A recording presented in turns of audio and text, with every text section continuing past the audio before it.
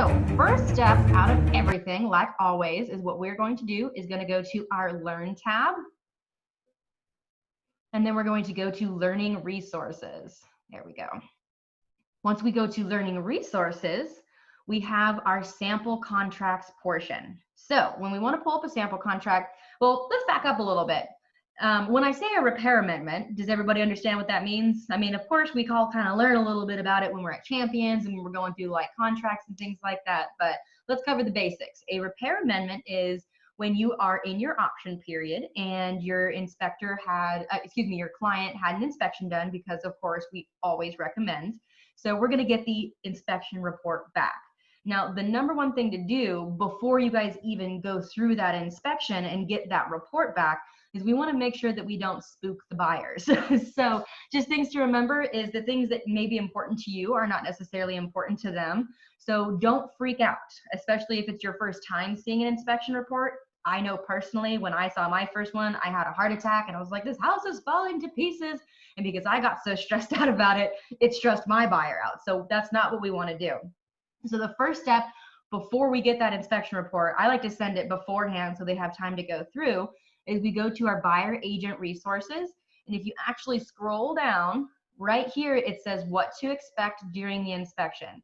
This is a super handy little PDF flyer that you can send directly to your clients. And basically it's going to walk them through choosing an inspector, which a lot of the times, I mean, technically it is up to the client, scheduling their inspection, depending on how involved you want to be.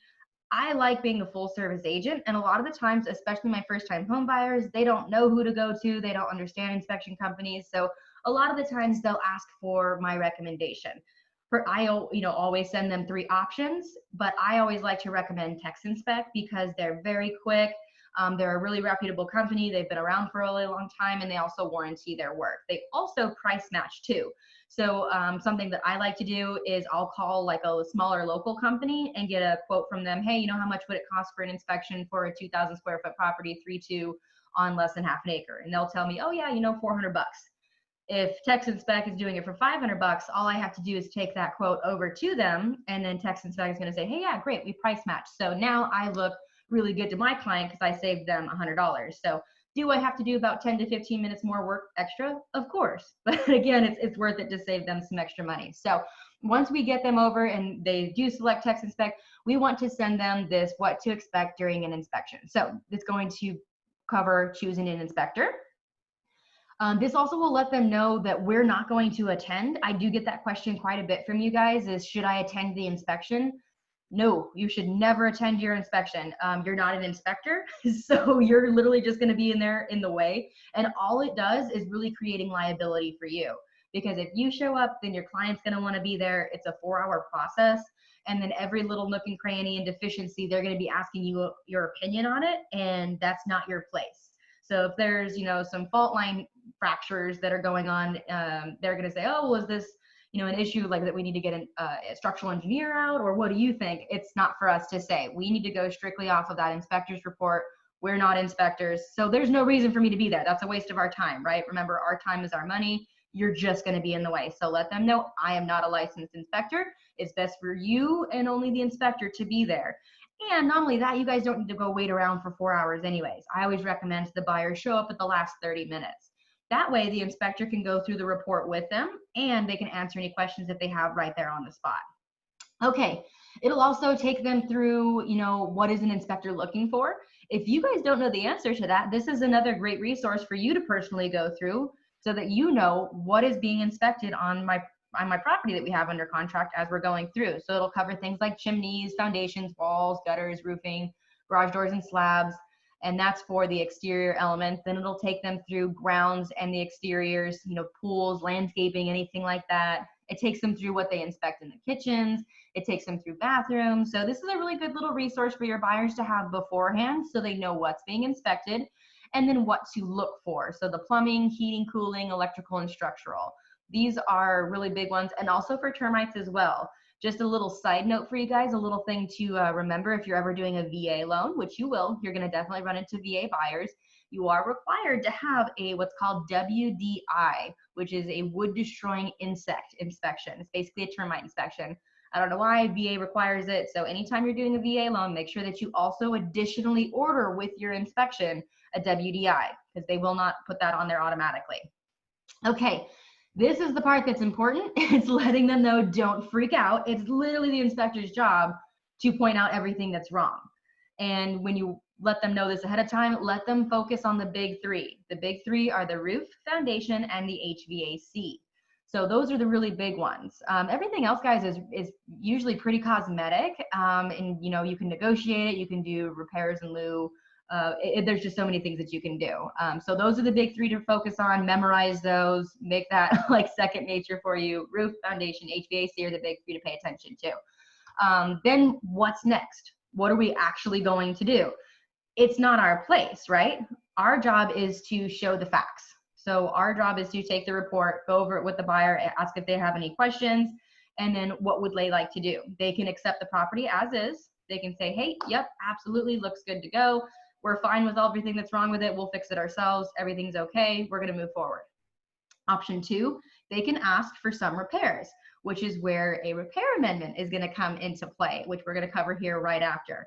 And then the third option is they can ask for money instead of repairs, which is also called a repair allowance. So these are the options that they can work with.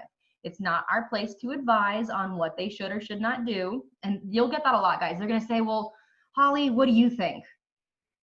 Guys, I'm not the one buying the house. I'm not the one that has to live there. So it's really about what you're comfortable with, what's important to you.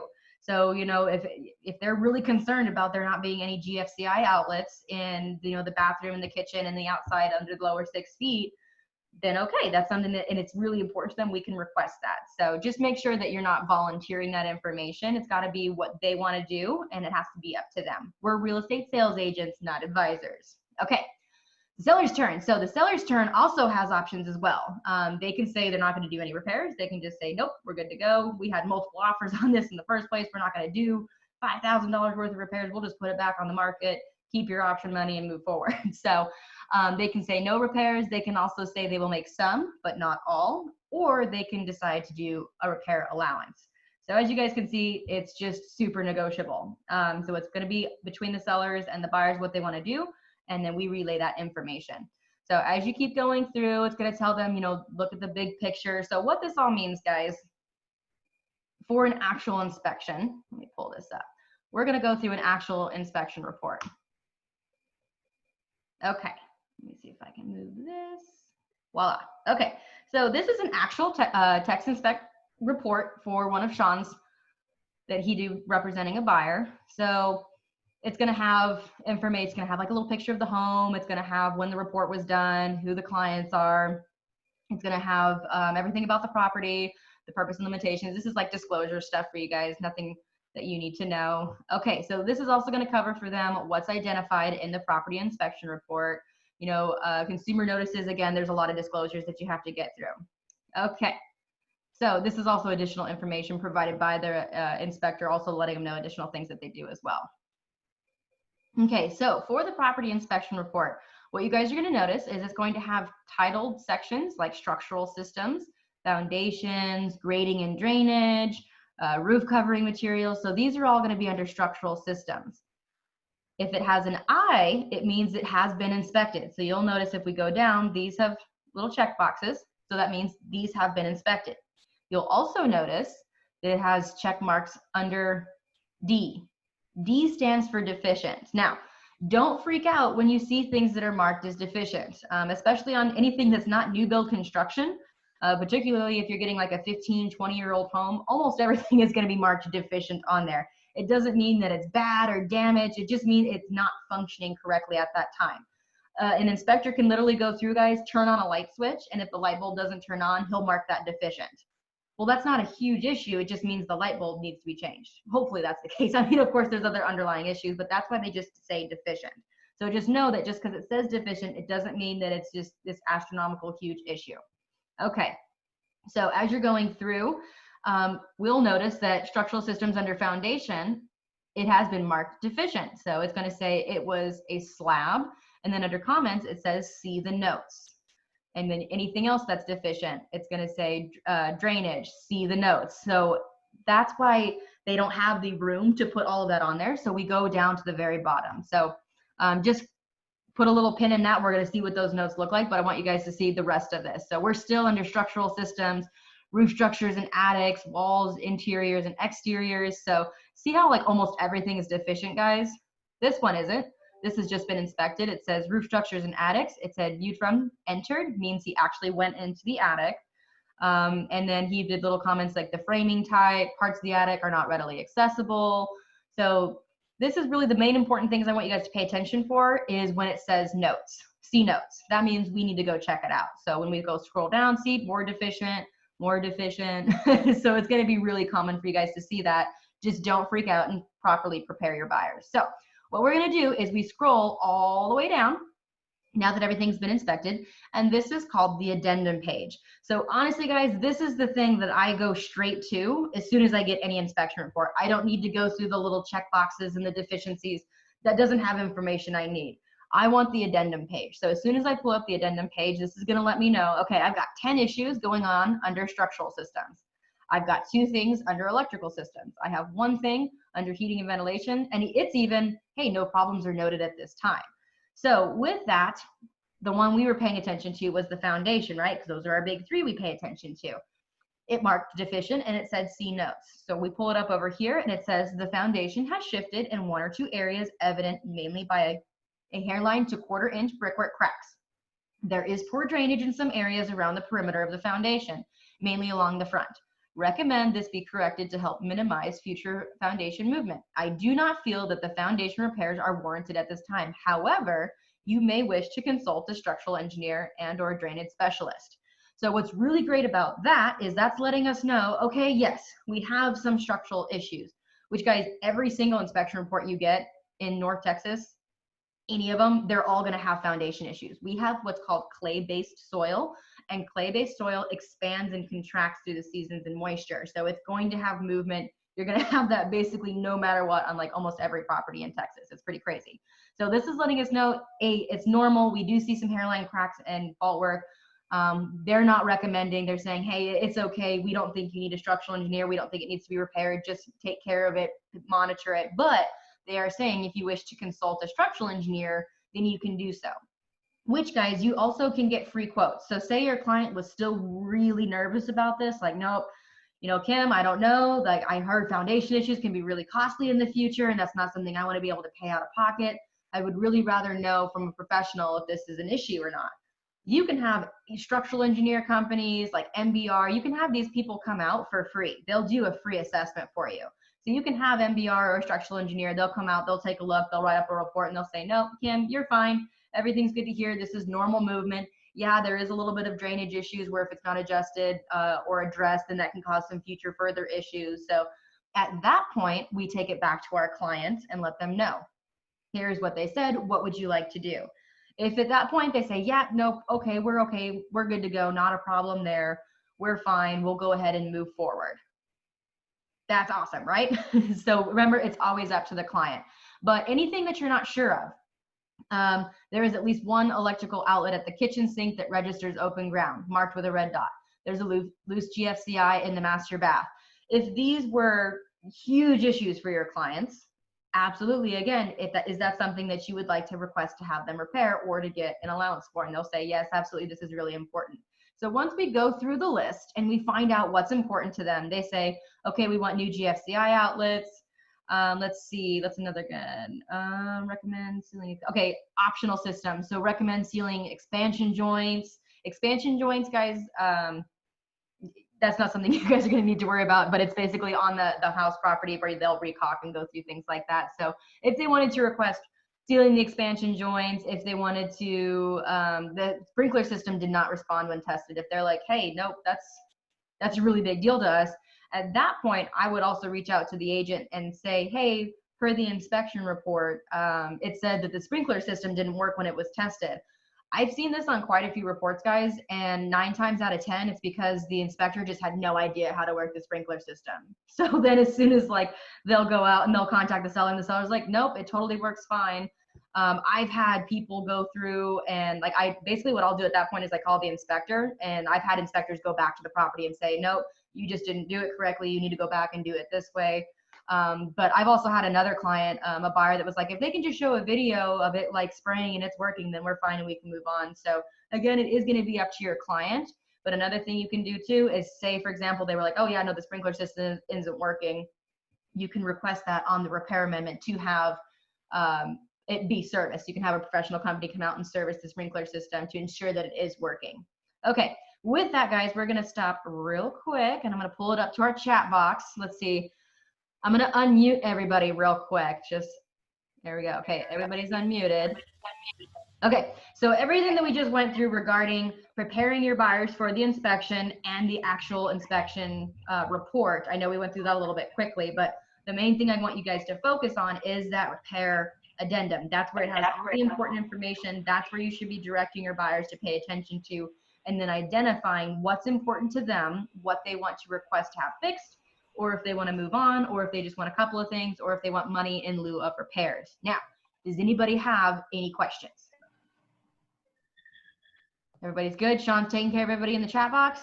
Okay, well, we are recording this, so I'm not sure. I don't think you can see the chat box, so recording this just for future people that are wanting to watch. Some of the questions, let's see here. Sean covers, okay, so the WDI is for VA only, or is it for FHA? Oh, good question, Michael. WDI is only a requirement for VA loans. For some reason, it's not FHA, it's just VA, but it's something that they will require every single time. And you can't also just send the inspection, like, here's proof. They have to actually have a paid invoice showing that it's been paid off, which is super weird too. So make sure whenever you have those WDIs with the inspection report, save the paid invoice. I mean, you can always call the inspector again and ask to have it sent over, but just for time's sake and being more efficient, save that invoice so that you can send it over to the lender as well. Okay, man, you guys are doing good. No questions. All right, we're gonna keep trucking on at that point then. Okay, and then also, guys, if you want a copy of something like this, we're going to be working on getting one of these on the dashboard so you guys can take your time and go through. But the thing to remember is don't freak out, don't spook your buyers, and don't offer your advice. Again, we're not advisors, so say, here's what's going on, here are the facts, here are the things we can do. What route would you like to take? We can do A, B, or C. What would you like to do? Remember, guys, that's all we are. We are hand holders, fact checkers, and designated fire putter outers. That's a really big thing of what we help with. So we're going to go ahead and continue on, and we're going to talk about the repair amendment. Here we go. Okay, so for your repair amendment inspection, when you have an inspection done, don't approach it to your client as, okay, so what was wrong, or how bad was it? Don't say something like that after an inspection when you get the report. How bad did you think it was, or how bad? What did you think of the inspection? What did you guys see? And they'll tell you what's important to them. Don't just assume something that's important to you is important to them. Because I've had inspections come back where I was, oh my goodness, this is wrong, or this should be fixed. And that they say, oh no, that's not a problem. My brother does so-and-so, I can have that fixed. It's not an issue. So don't ever bring it about what you think is important. It's always up to them. I know Christy's hammered on that, but it's important to approach it positively. And hey, what did you guys think of the inspection? And let them talk. That is a really, really good point. Again, it's super easy to spook your buyers, guys. And that's honestly why new build construction is so easy and so huge out here. You know, we're #1 in the country for new build construction. You know, we've got a lot of older homes, and 32% of our market is millennial first-time home buyers. So if you're taking them, you know, looking at houses, and even if they're like, no, you know, I'm not interested in new build construction, I don't like the cookie cutter look. Well, guys, they're thinking about new build construction from like 1996, where everything looked the same. New build construction is vastly different. Even if it's a tract builder, they have so many different floor plans and customization options, and they have, you know, closing cost incentives, things for the buyers. There's a lot that new build construction can do. So even if I've had buyers that are like, no, we're not interested in new build. We want a house with bones and character. You guys are going to hear that so much. It's going to make your head spin. It's because people watch too much HGTV out here. It's always the millennials too. We want houses with bones and character. No, guys, if you take them to 3 resales and you're out touring and looking at homes, you're going to see these people start, especially the first time home buyers, they're going to start calculating, okay, well, now this needs new paint, and definitely going to have to replace the carpet, and this is a little wobbly on this back door here. So they start calculating how much they're going to have to pay putting into this house to fix it. Even if you swing them by, that's like one of my favorite tricks to use is not tricks, but more strategies. I'll take them to 3 resales, and I'll find the nearest new build construction community around our last resale. And I'll say, guys, just humor me. Just come in and take a peek. I just want to see what you guys are going to think about it. Just so you can see, say you've done it, knock it off your list. Yeah, I saw new build construction. I don't want it. As soon as we walk them through the door of the new build construction, everything is shiny and new and smells good. And there isn't a weird cat box that's in the laundry room for the sellers who've been gone out of town. And they have warranties. And all of a sudden now they find out they're getting $6,000 in closing cost assistance. It starts looking a lot more attractive. And the majority of the time, just my personal experience, they end up actually contracting with the new build construction. So that's also another thing. If you guys start noticing you're having some picky buyers and they're really having a hard time locking down on a property because they're constantly picking out faults and things that are wrong, new build construction might be another option for you. But okay, back to our repair amendment. Where are you? Reminder, guys, Learn tab, learning resources, sample contracts. And you guys are going to go down to number 4, sample 1 to 4 repair amendment. Now, this is huge because I see you guys, which also fantastic job. You guys have been sending in a lot of practice offers. So definitely keep doing that because it also helps us help teach you. The better you guys have this down, again, when it's D-Day and you have to write that real contract for the first time, you're going to feel a lot more confident going through. So this is your repair amendment. This is going to happen. We went out with the buyers. We went and looked at the home. They said, this is the one. We put in our offer. Offer is executed. Now at that point, we're in our option period. We have 5 days. So we give them the information for the inspectors. They have an inspection scheduled. We get the inspection report back. We've reviewed the inspection report. And now at this point, they have told us, we would like to take care of X, Y, and Z. Now, there is space here, right, guys? We can fill this in. But when we're doing a repair amendment, verbiage is incredibly important, not only just to protect you and your clients in the brokerage, basically just everybody involved. So when that happens, you don't want to be smashing in 15 items to get repaired into this one little area. It's just not going to work. So keep your contracts clean and neat and easy to use. So this is how we like to do it. This is the A+ version. So you're going to have the property address here. You're going to mark box 2, which is in addition to any repairs and treatments otherwise required by the contract, seller at seller's expense shall complete the following repairs and treatments. Now you'll notice that it says see attachment A. That means there's an attachment to the amendment. So if we scroll down, we actually have a current template on how to write a repair amendment attachment. So you're going to do attachment A, then the property address here. Then you'll do per inspection report completed on yada yada date by TexInspect or whatever company it is. And then you'll say from addendum page of inspection report or per inspection report. Okay, structural systems. This was really important to the buyers. We weren't sure, we didn't know, so we need to have somebody come identify. So number 10, this was the last item on the list. Have a licensed roofing professional inspect, repair, replace roof of home in order to guarantee insurability. So what that means is the inspector, he's not a licensed roofer. Like he can just see, hey, there's some deficiencies here, and he'll recommend have a roofing company come look at it. So that's what's going to be on the inspection report. So at that point, we are going to put have licensed roofing professional inspect, repair, replace roof of home in order to guarantee insurability. Now, this verbiage allows it because if that roofing company goes out there and they take a look at it and they go, oh yeah, no, this is actually totally fine. Everything's good to go. There's no repairs that are needed. Then they have upheld their end. But if we put inspect, repair, replace, that means if we had only put inspect on here, guys, this is what's going to happen. And I'm going to go very slow through this part because I don't want to get too wordy and confuse you guys. But had I only put on this report, have licensed roofing professional inspect roof of home in order to guarantee insurability. What I've just done is we've told the sellers all they have to do is inspect the roof.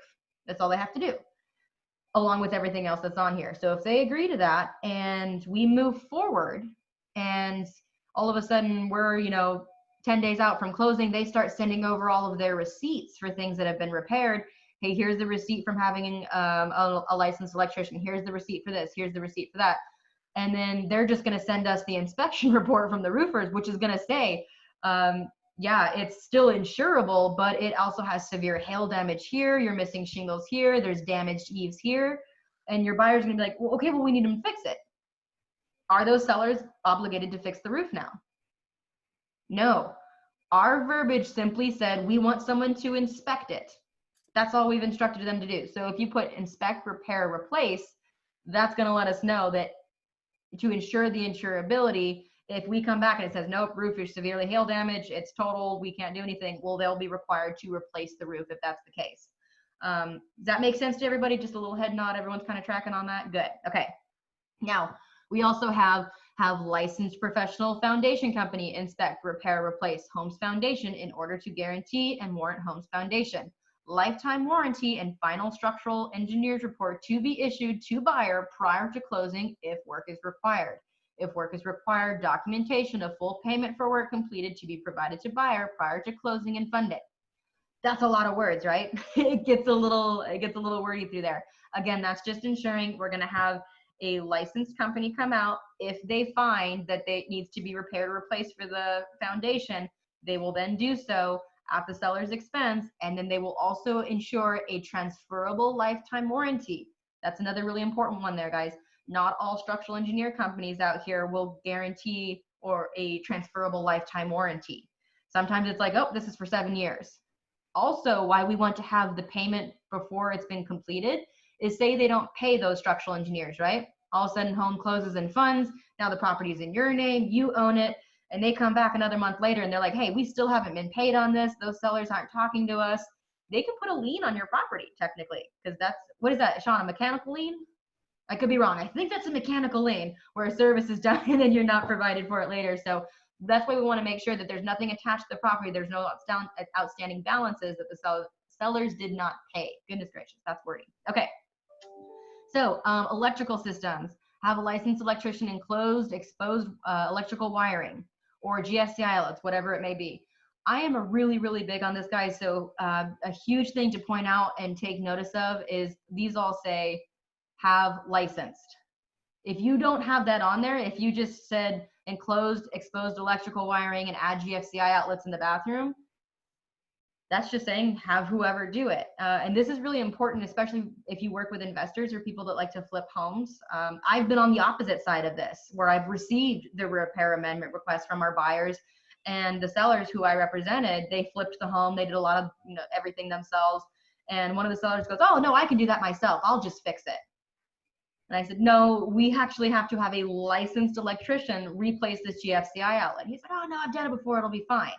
No, because what happens now if he replaces it and there's an electrical fire that happens 6 months down the line and the buyer's home burns down? You need to have licensed people doing this work. So make sure that you have the words licensed electrician, licensed plumber, and then at the very bottom, this is going to be a key phrase here. Do not forget this. All repairs to be completed prior to closing and receipts on all repairs to be provided to the buyer prior to closing. That means if everybody agrees to this, buyers sign off on it, sellers sign off on it, they say, hey, yeah, we're okay, we'll take care of all of this, we'll move forward. They have to provide receipts before closing and funding so that we can ensure. Now, once we have agreed on all of this, do we send this over to the lender? No. Do not ever send a repair amendment to the lender. You will be shooting yourself in the foot. It makes things very, very difficult for yourself. The lenders, they'll even tell you, don't send me a repair amendment. We don't want to see it. Because then they won't be able to have you guys move forward, and they need a lot more documentation. So just remember, this will just go into your personal files. Oh, Sean looks like he's got something. Guys, on that note about the repairs to a lender, occasionally you're going to have repairs agreed upon in an amendment, and then you're also going to have an allowance in that amendment, which the allowance the lender is going to need. In that case, when that happens, what you're going to want to do is 2 amendments is what you're going to want to do. You're going to want to put one, and you can explain it to the other agent once everything's agreed upon. Be like, hey, so we don't have to send this to the lender. You're going to have one with those repairs that you do not send the lender, and then you're going to have one that has that allowance in that box, so you can send the lender, so you can do that. That can be arranged separately as well. If by chance you do get one where it's the repairs on there and the allowance, you can later adjust that and do another amendment that has that you can send to the lender. It doesn't change the amount, but that way the lender's not seeing any repairs and just the allowance amount, if that makes sense. Yes, it does. And I know, guys, this is getting a little complicated and everything, so I do want to cover what Sean just said, because it totally makes sense to me, but I've done this for 4 years. So for anybody that's new, what Sean just said basically is sometimes sellers can agree and say, hey, you know what, we'll take care of electrical systems, we'll take care of all of this stuff, but we're not doing anything up here. We've got to get going. We don't have the time. We want to be able to move forward. So in lieu of doing all of this, we will give you guys $2,000. Well, if you scroll up, seller and buyer amend the contract as follows. The sales price in paragraph 3 of the contract is, so they can adjust sales price. They can say, hey, for all of that, like we don't want to take care of any of it. We'll just give you $5,000. We'll just take it off the sales price. So you can adjust the sales price of the home. Number 2, we can request those repair amendments. They can also change the contract closing date. So instead of doing the cost of lender required repairs and treatment as itemized by the attached list, so basically, hey, the seller's going to give you $2,000. Now this is a lender required repair. So the lender is going to see, oh no. So what we do instead is we're going to go over and we write a new amendment. Let's see here. Where am I looking for? Where's the closing, towards closing cost, Sean, for the amendment?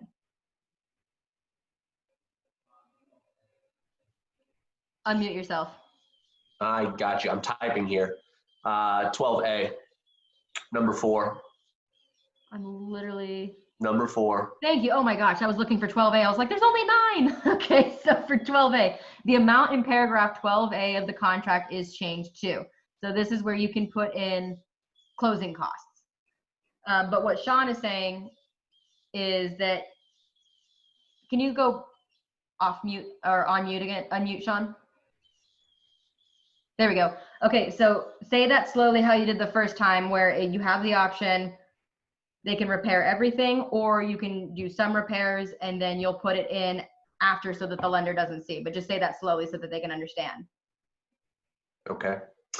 Occasionally, guys, you're going to have some repairs that are agreed upon. In that case, if it's 1 or 2, you can put it in this box, number 2. Typically, you're going to want an attachment A because you're going to want to be able to type it out fully and not have to shorten what you're trying to say.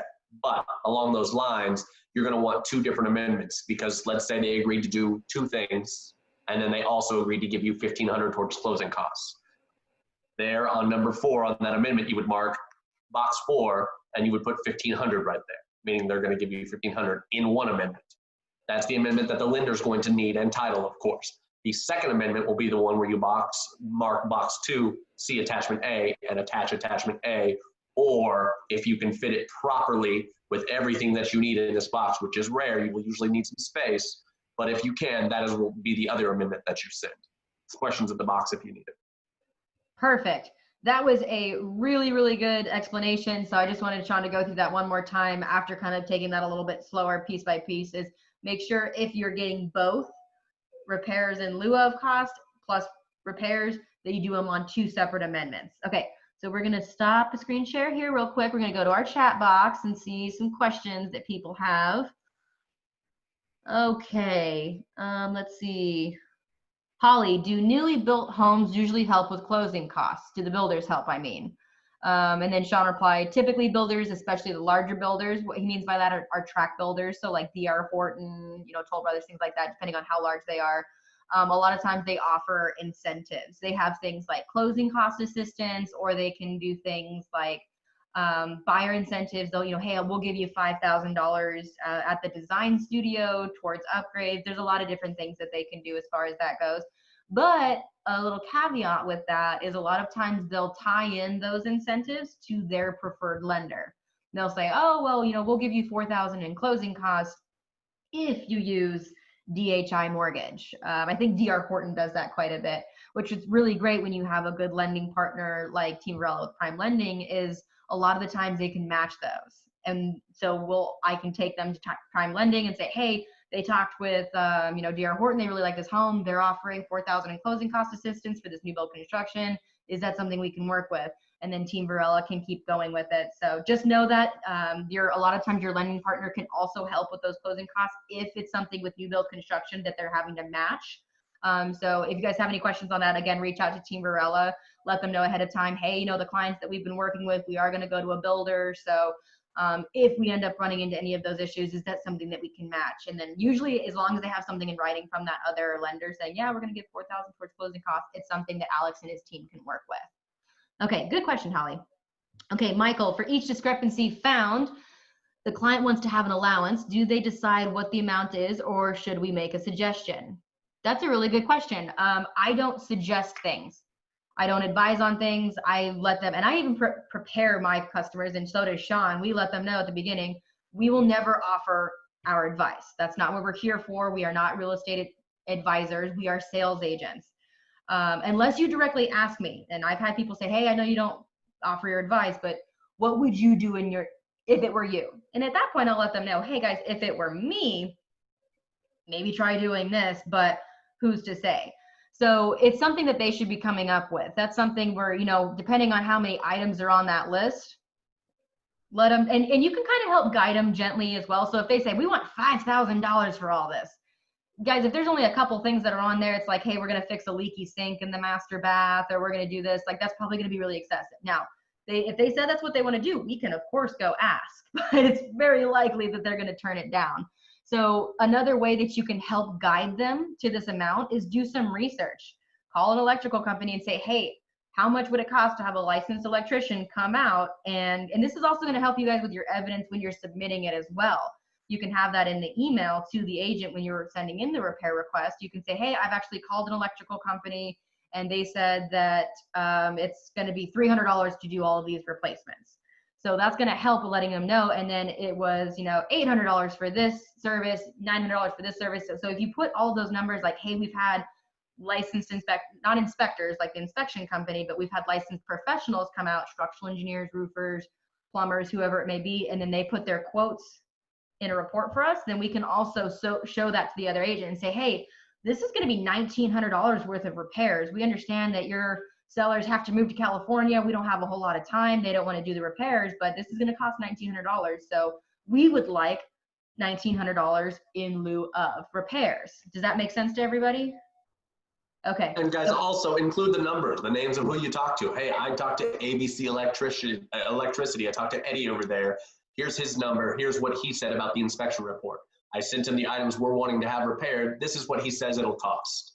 Please feel free to give him a call. That way that agent can also call and explain to their seller that, hey, this is what they said. I did talk to them as well. They're not just pulling numbers out of the air. This is verified information. So make sure you're not just grabbing numbers out of the air and you're getting quotes behind that. If you've talked to a professional about it, you're not just, I think we should ask for $2,000. Well, it doesn't matter what you think. Oh, perfect. Sean had a great response for that in the chat box. Making a suggestion without an actual quote is risky. Absolutely. Because again, you guys are advising and that's not what we do. So always have the licensed professional come out. So that way we have hard numbers to actually work with. We're not just pulling it out of thin air. Okay, let's see. Mabruk, I know it's biased since the information came from a builder, but when I attended a new build construction class a month ago, they stated for a smoother process, try to use their lender. It's absolutely biased. The reason being, it's the same reason why I want my lender and my title company on my resale transactions. When I have my lender and my title company, I control everything. I can pretty much make this go in every direction that I want it to. So yeah, absolutely. The big builders, they're using, a reputable lender. What they're trying to prevent is people from coming in saying, yeah, I'm pre-qualified with Chase Bank. Well, the builder knows, like, yeah, that's going to take like 60 days to close because Chase is horribly slow, or, Bank of America, whoever it is. Or they're trying to avoid what I call what everyone calls. There's mortgage bankers and there's mortgage brokers. There is a vast difference between the two. Make sure you guys know the difference. If you guys don't know the difference between mortgage brokers and mortgage bankers, I highly recommend, what is that movie, Sean? The Big Short. That's something, if you guys haven't seen it, watch The Big Short. It'll kind of help you show the difference between mortgage brokers and mortgage bankers. So the builders, they're wanting to avoid those mortgage brokers, because you can be a mortgage broker. It can be like you and a laptop and one other guy in your mom's basement. There's your mortgage broker company. Mortgage brokers, they're like a middleman. They're collecting all the data and then they're selling off the loan up to somebody out in California. So 9 times out of 10, you guys will hear Vaughn talk about this a lot on our conference calls. He was actually just talking about it this morning. Is we had three loans that blew up this week, and it's because they weren't with Prime, and it's literally because they cannot fund. They don't have the money for it. Coronavirus, market, economy crashing. they do not have the funds to be able to loan it out. So that's why our thing, like the lender 9 times out of 10 is the reason your deal is going to fall to pieces. Christy, it's a bad lender. I think Mabruk had a question. Well, yeah, I just want to interject real quick, Chrissy and Sean.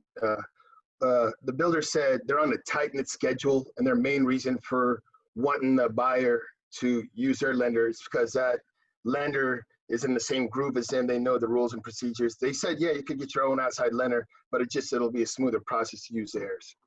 Absolutely. And again, they're trying to just avoid using those itty bitty companies where they push back close dates, or where it's the enormous companies like Bank of America, like the large banks where, because yeah, like the large banks, they are infamous for having like 60-day plus close dates. Like they lose paperwork. It takes a long time. They're doing way too much. So that's absolutely correct. The builder's not lying by saying it's going to make it a smoother process for them. Because again, they're controlling it. It's their people. It's in-house. They're able to, hey, we messed up here, so we're going to need to move this person around and push this forward. Absolutely. It makes it easier on them. I can actually tell you guys personal experience. Sean and I, when we were new and we also bought our first house, new build construction, we actually didn't know that Team Varela with Prime Lending would match closing costs for builder incentives. So when we built our home, they were like, yeah, you get $5,000 towards the design studio if you use Sendera funding. And I was like, okay, well, I mean, it's a larger place too, so we should be fine. Sean and I had the most nightmare experience I have ever been through. I am so glad this was not a client of ours. It was absolutely horrendous. Sendera ended up shutting down as a company as a whole, like a few months after that. Like that's how quickly mortgage banks and brokers can go under. So, I mean, it was just absolutely, yeah, it was easier for the builder, but it made it 10 times harder on Sean and I, and they actually did the wrong loan. We should have done a VA loan, but our lender didn't know what he was doing. He's like, yeah, no, you can't use a VA loan for this one. You guys have to do FHA. So now 3 years later, we've got to refinance as a VA loan. But I mean, at the amortize what we've paid in PMI, personal mortgage insurance, which you don't pay with a VA loan over the past 3 years, just because that lender made a mistake.